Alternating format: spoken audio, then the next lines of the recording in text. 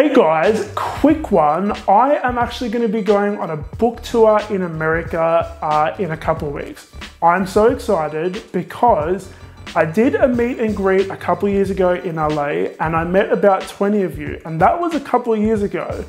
Since then, the Scran Line has like almost quadrupled. So I'm super excited to meet as many of you as I can. Now, there's gonna be 3 stops on my American book tour, one in San Francisco when I'm gonna be doing a talk, and one in New York and one in LA. So now, the book signings are gonna be for people who purchase their books in store. Everyone is welcome to come and meet me and say hello. I'm happy to take photos with you guys.